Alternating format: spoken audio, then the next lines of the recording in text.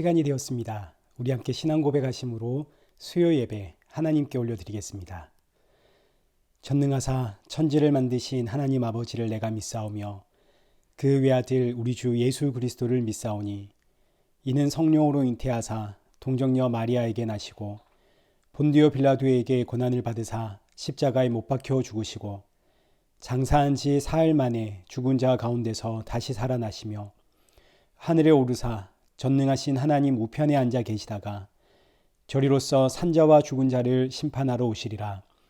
성령을 믿사오며 거룩한 공예와 성도가 서로 교통하는 것과 죄를 사하여 주시는 것과 몸이 다시 사는 것과 영원히 사는 것을 믿사옵나이다. 아멘. 찬송가 310장 우리 함께 찬양하시겠습니다. 하나님의 은혜로 있을 데 없는 자 왜 구속하여 주는지 난 알 수 없도다.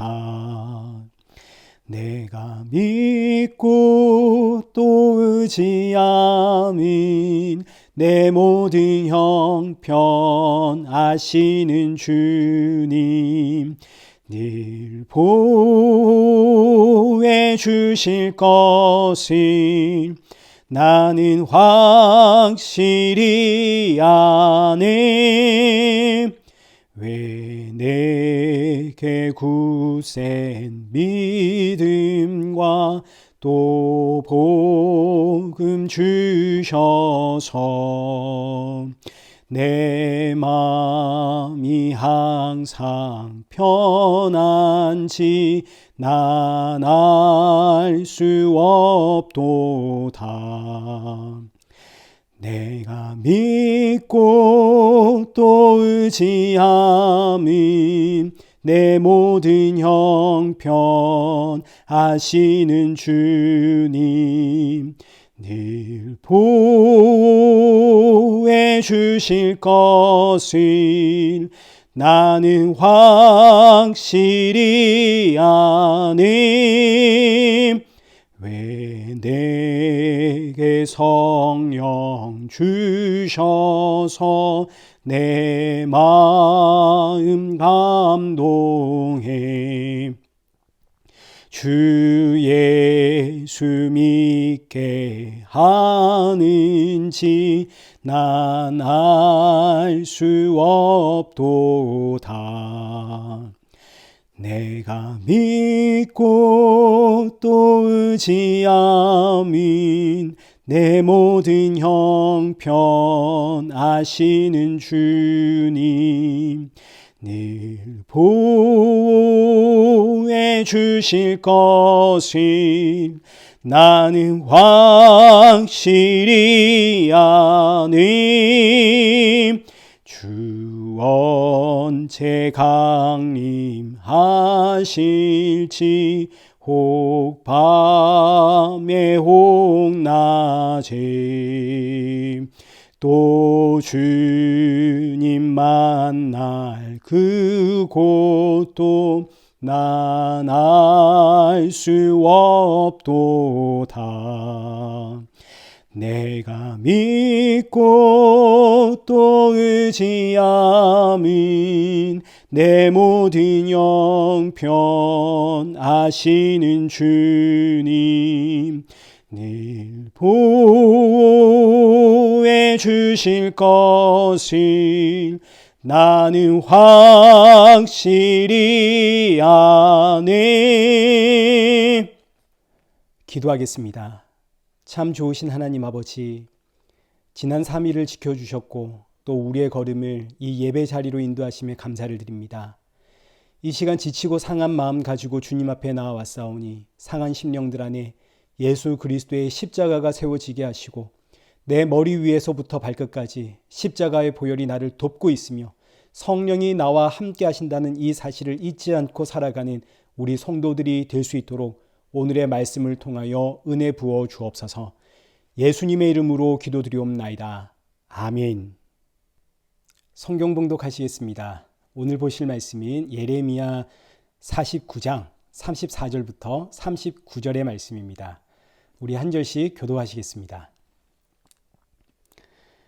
유다 왕 시드기야가 즉위한 지 오래지 아니하여서 엘람에 대한 여호와의 말씀이 선지자 예레미야에게 임하여 이르시되 만군의 여호와가 이같이 말하노라. 보라, 내가 엘람의 힘에 으뜸가는 활을 꺾을 것이요 하늘의 사방에서부터 사방 바람을 엘람에 오게 하여 그들을 사방으로 흩트리니 엘람에서 쫓겨난 자가 가지 않는 나라가 없으리라. 여호와의 말씀이니라. 내가 엘람으로 그의 원수의 앞 그의 생명을 노리는 자의 앞에서 놀라게 할 것이며 내가 재앙 곧 나의 진노를 그들 위에 내릴 것이며 내가 또 그 뒤로 칼을 보내어 그들을 멸망시키리라.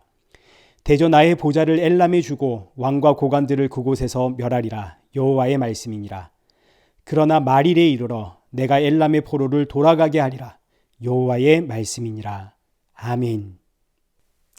오늘 본문은 예레미야 49장 34절에서 39절의 말씀입니다.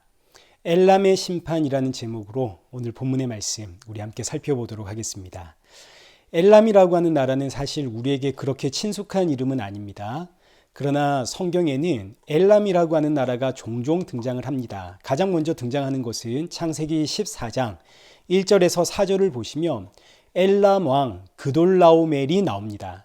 우리가 잘 아는 소돔과 고모라 왕이 12년 동안 엘람의 왕 그돌라오멜을 섬기다가 배신을 했습니다. 그러자 엘람의 왕 그돌라오멜이 소돔과 고모라를 치고 그곳에 사는 모든 이들을 포로로 사로잡죠. 이것만 봐도 엘람이라는 나라가 고대 시대에 얼마나 강력한 힘을 가지고 있었던 강국이었나 하는 걸 알 수가 있습니다. 뿐만 아니라 이사야 21장의 말씀을 보시면 이사야 21장은 바벨론 예언에 대한 말씀인데 이때 바벨론을 멸망시키는 나라가 바로 엘람입니다. 이사야 21장 2절 말씀을 한번 보겠습니다. 혹독한 무시가 내게 보였도다. 속이는 자는 속이고 약탈하는 자는 약탈하도다. 엘람이여 올라가고 메대여 에워싸라. 여기서 엘람과 메대가 등장을 하게 되는데 이 엘람과 메대가 그 유명한 바사 제국입니다. 페르시아 제국. 그러니까 우리에게 엘람이라고 하는 나라는 상당히 낯설지만 그러나 사실 엘람이라고 하는 나라는 아주 예로부터 애굽과 아수르 그리고 바벨론과 함께 어깨를 나란히 했던 아주 강대국입니다. 이런 엄청난 제국을 향한 하나님의 심판의 메시지가 예레미야를 통해서 전달이 되는데 이 심판의 메시지가 언제 전달이 되냐면 이제 오늘 본문 34절을 보십시오. 유다왕 시드기야가 즉위한 지 오래지 아니하여서 이제 유다왕 시드기야가 즉위했을 무렵에 하나님의 이 엘람의 심판이 이제 예레미야에게 임했습니다. 시드기야 왕은 유다의 마지막 왕입니다. 시드기야 왕을 끝으로 남유다는 바벨론의 포로로 잡혀가게 됩니다. 그리고 이 바벨론은 얼마 못 가 바사 제국이라 불리우는 엘람에 의해서 멸망하게 됩니다. 근데 지금 먼 미래에 일어날 엘람의 멸망 이야기를 지금 예레미야가 예언하고 있는 거죠. 하나님으로부터 말씀을 받아서. 자, 그러니 이제 한번 생각을 한번 해보겠습니다. 이 당시에 4개의 강대국이 있었습니다. 첫째는 아수르, 둘째는 애굽, 셋째는 바벨론, 그리고 마지막은 엘람입니다. 먼저 아수르는 바벨론과 치열하게 싸우다가 멸망을 했고 애굽은 남유다를 도우려고 했다가 바벨론에 의해서 망하게 되었고 그리고 이 바벨론은 엘람에 의해서 망하게 되는데 이 엘람은 하나님에 의해서 멸망하게 됩니다. 자, 그러니 한번 생각해 보십시오. 이 세상을 주름잡고 있던 강대국의 끝은 뭔가요? 멸망이죠. 무시무시한 힘과 권세를 자랑했던 나라들의 결국은 전부 하나님의 심판입니다. 이사야 14장 9절에서 11절에 보면 이 세상에 힘을 자랑했던 이들의 그 끝이 어떻게 되는가를 우리에게 잘 알려주는데 우리 9절부터 한번 보겠습니다. 아래의 수월이 너로 말미암아 소동하여 내가 오는 것을 영접하되 그것이 세상의 모든 영웅을 너로 말미암아 움직이게 하며 열방의 모든 왕을 그들의 왕좌에서 일어서게 하므로 그들은 다 내게 말하여 이르기를 너도 우리같이 연약하게 되었느냐 너도 우리같이 되었느냐 하리로다. 자, 지금 이게 무슨 이야기냐면 바벨론 왕에 대한 이야기입니다. 바벨론 왕이 얼마나 대단한 권세와 힘을 가졌습니까? 수많은 나라를 정복시켰고 또 이 전쟁으로 인해서 수많은 인생을 죽인 인생입니다. 그러나 이 대단한 바벨론 왕도 죽음의 권세는 이길 수가 없더라 이거죠. 결국 바벨론 왕도 죽어서 수올에 내려가게 됩니다. 이 수올이 지옥을 뜻하거든요. 그 대단한 바벨론 왕의 결국도 지옥이다 이겁니다. 이렇게 바벨론 왕이 죽어서 지옥으로 내려가자 그동안 세상에서 영웅이라 불렸던 자들, 살아생전 대단한 업적과 대단한 권세와 힘을 가졌던 이들, 그들뿐만 아니라 열방의 모든 왕들이 바벨론의 왕을 영접하면서 하는 말이 너도 결국 우리와 다를 바 없구나. 너는 스스로 우리와 다르다. 나는 너희와 다르다라고 생각을 했겠지만 결국 너도 우리와 똑같이 여기에 왔구나. 죽음을 이길 수가 없는 인생이었구나. 이런 이야기입니다. 그뿐만 아닙니다. 바벨론 왕이 이렇게 지옥에 떨어졌더니 이 바벨론 왕을 기다리고 있는 것은 여기 11절 구더기가 내 아래 깔림이여 지렁이가 너를 덮었도다. 세상에. 이것이 오늘 본문이 이야기하는 결론입니다. 이 세상에 그 어떤 대단한 권력자라 하더라도 그 결국은 죽음입니다. 죽음을 피할 수 있는 인생은 아무도 없습니다. 이 세상에서 아무리 자신의 난다름을 뽐내도 결국 너도 우리와 같이 여기에 왔구나. 그렇다면 지금 이 세상에 있어서 가장 시급한 일은 뭔가요? 죽음을 피하는 거 아닙니까? 이 세상에서 내 호흡이 끊기면 결국 나는 구더기와 지렁이가 기다리고 있는 지옥에 갑니다. 이 사실을 알면 죽음을 피할 방법을 찾아야 될 텐데 그런데 우리는 죽음을 피할 방법을 찾는 것이 아니라 그저 눈에 보이는 이 세상이 전부인 줄 알고 이 세상에서 나도 남부럽지 않게 살려고 힘을 구합니다. 남부럽지 않은 직장을 가지고 남들보다 뛰어난 재능으로 사람들을 놀래키고 싶고 나 이런 사람이야 뽐내고 싶고 이를 위해서 내 힘으로는 안 되니까 신을 찾고 신을 찾아가서 내가 어떻게 하면 성공하겠습니까? 내가 어떻게 하면 이 문제 해결하겠습니까? 도와주십시오. 도와주십시오. 이것이 오늘날 성도의 모습은 아닌지 우리 한번 돌아봐야 되겠습니다. 그래서 하나님께서는 이 땅에서 자기 백성들을 사망의 권세, 이 죽음과 지옥의 권세에서 구원해 내기 위해 어떠한 일을 하시는데 그 어떠한 일이 무엇인가가 이제 이어지는 내용입니다. 오늘 본문 35절을 한번 보겠습니다. 만군의 여호와가 이같이 말하노라. 보라, 내가 엘람의 힘에 으뜸가는 활을 꺾을 것이요. 하나님께서 엘람의 활을 꺾겠다 그러죠. 엘람의 활은 이 당시 전 세계를 두려움에 떨게 했던 최신식 무기입니다. 이 활로 바벨론을 무너뜨렸고 이 활로 세상의 패권을 장악했습니다. 그러니 엘람은 당연히 활을 의지하는 인생들입니다. 그러나 이 활로는 죽음을 이길 수가 없습니다. 그러니 이 활을 꺾어야 됩니다. 이 활을 꺾지 않는 한 엘람은 활을 의지할 것이기 때문에 그래서 하나님께서 엘람의 활을 꺾어버리겠다 하십니다. 왜냐하면 엘람이 하나님의 백성을 상징하거든요. 이 세상은 마지막 날 지옥이라는 영원한 하나님의 심판을 받지만 그러나 하나님의 백성은 이 땅에서 하나님의 심판을 받습니다. 그러나 사실은 심판이 아니라 하나님의 사랑이죠. 네가 그 활을 의지하고 있는 한 너의 인생의 끝은 영원한 죽음과 사망과 지옥의 심판이 있을 뿐이다. 그러니 내가 지금 네가 의지하고 있는 그 활을 꺾어주마. 하나님의 사랑입니다. 구원을 위한 하나님의 사랑. 오늘 저와 여러분에게는 각자의 활이 있습니다. 어떤 이들에게는 음악적인 재능이라는 활이 있을 것이고 어떤 이는 공부를 잘하는 머리의 재능이 활이 있을 것이고 어떤 이는 물질이 많은 물질의 활이 있을 것이고 어떤 이들은 다양한 인맥이 있는 인맥이라는 활이 있을 것이고 우리 모두에게는 각자의 활이 있습니다. 그게 무엇이 되었든. 그래서 이 활을 갈고 닦아 이 땅에서 내 실력을 발휘하는 건 그건 참 좋은 일입니다. 그러나 그게 전부인 줄 알고 그 활을 의지하면 하나님께서 꺾으십니다. 그게 전부인 줄 알고 살아가다간 영원한 지옥 심판이 있을 뿐이거든요. 그래서 오늘 본문 35절과 36절 보시면 활을 의지하는 엘람의 그 활을 꺾으신 이후에 하나님께서 엘람을 사방으로 흩으실 뿐만 아니라 놀랍게도 원수들 앞에서 망하게 하시고 낮아지게 하신다 합니다. 원수들 앞에서 하나님의 재앙과 진노를 내리겠다 하십니다.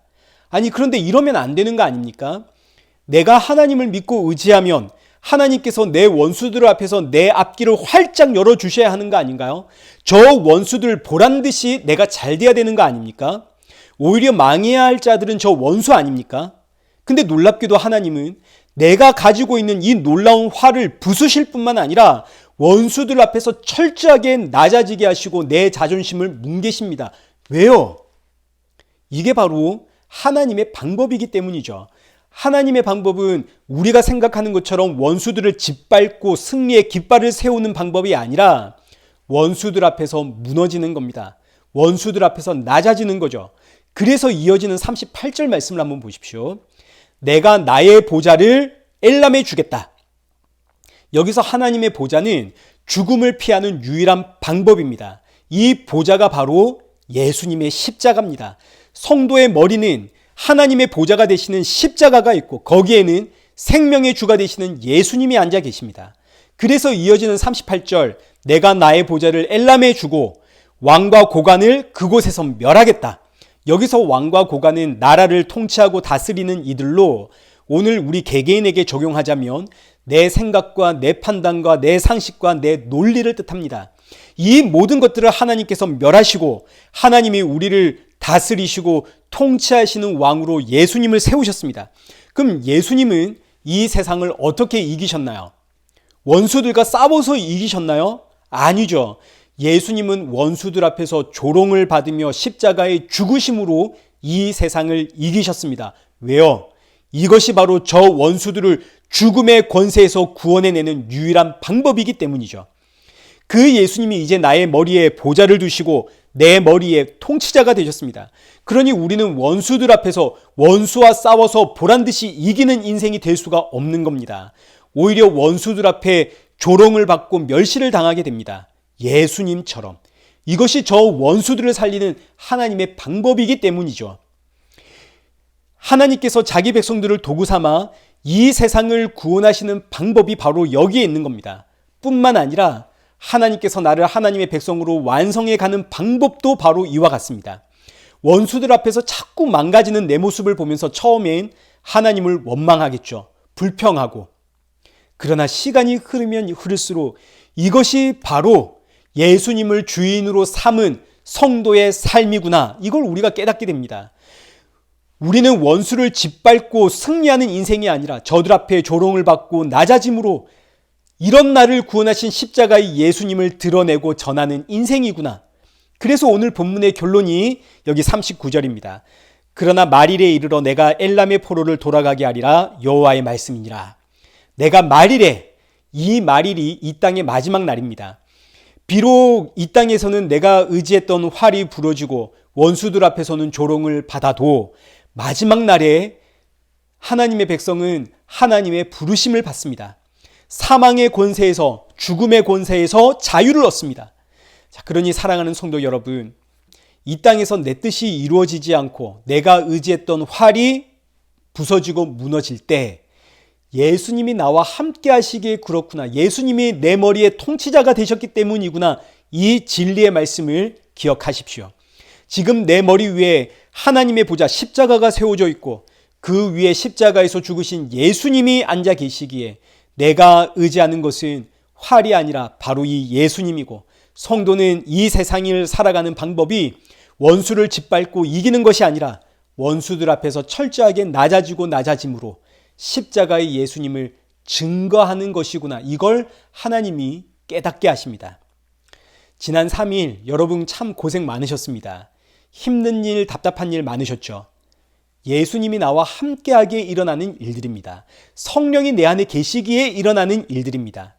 여러분 이 사실을 꼭 기억하시고 말일에 주께서 나를 부르시는 그날을 사모하는 마라나타의 신앙으로 허락된 우리의 삶을 그럼에도 불구하고 감사뿐이지 않습니까?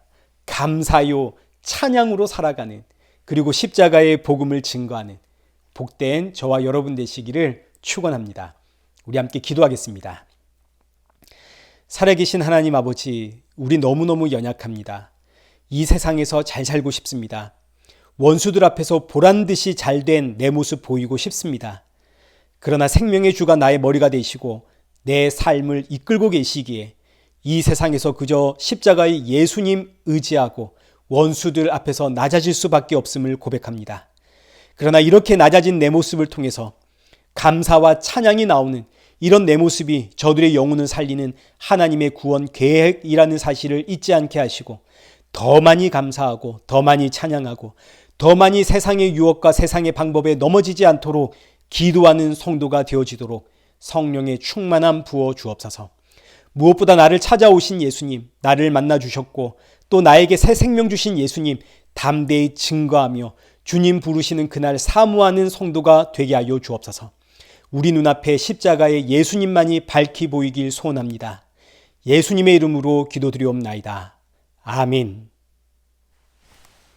이제는 우리 주 예수 그리스도의 은혜와 성부 하나님의 크신 사랑과 성령 하나님의 위로교통 충만하심이 내가 처한 모든 상황 가운데서 감사와 찬양의 고백이 터지며 모든 상황 가운데 기뻐하며 십자가의 증인으로 살아가는 우리 일회교회와 성도들과 온 세계 교회 머리머리 위에 이제로부터 영원토록 함께 있을지어다. 아멘.